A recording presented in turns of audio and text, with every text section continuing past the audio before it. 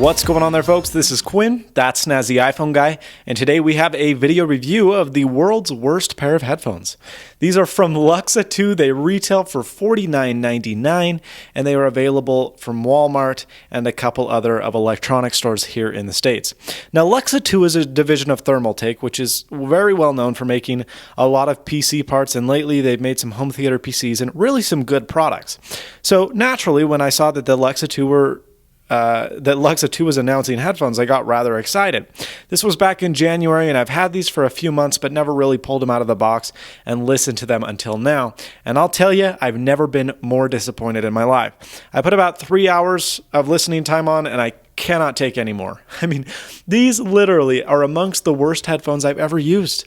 Worse than Skull Candy, worse than anything else. But first we'll talk about the build quality, which isn't that grand either. It's made out of plastic. It's not poorly built, but you are going to get some squeaking, I don't know.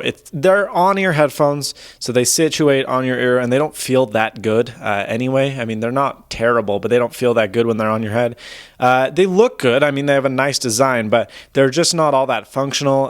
They're not that versatile. They're pretty uncomfortable, and I'm just not happy with the headset itself. Now, the cable is actually really nice, and I don't know why it's so nice. It's really rubbery, fluctuates kind of wherever you need it to. There's no cable noise. They actually did a really good job with the cable, and here on the connection you are going to get a fat connector, which means if you have an iPhone case or anything where there's a recessed jack, this is no dice, no go.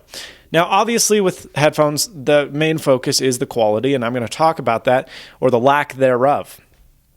The bass is marketed as the main point on the Luxa2 F1, and I'll tell you, that's the only thing they even thought to think about.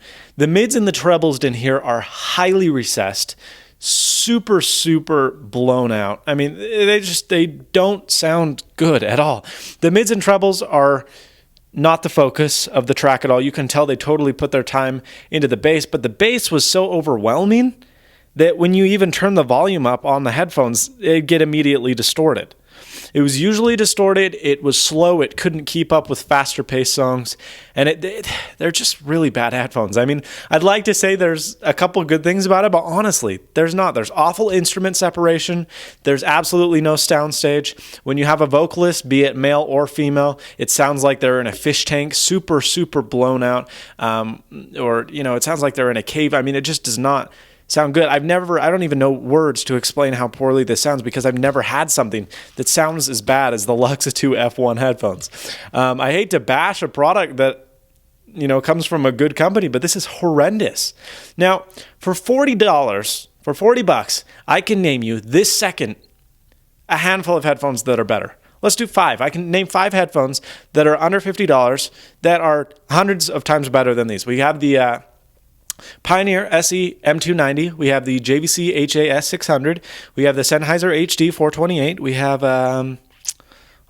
have the Audio-Technica ATH M35, and one more, we have the AKG K77. Those are 5 headphones that are 100 times better and cost the same price. I cannot recommend the Luxa2 F1 headphones to anyone. The build quality isn't good, they're not very comfortable, and the sound is absolutely horrendous. I've never reviewed a product that's so bad in all my life, and I give it a 1 out of 10. I'd give it a 0 out of 10. Can I do that? Of course I can do it. A 0 out of 10.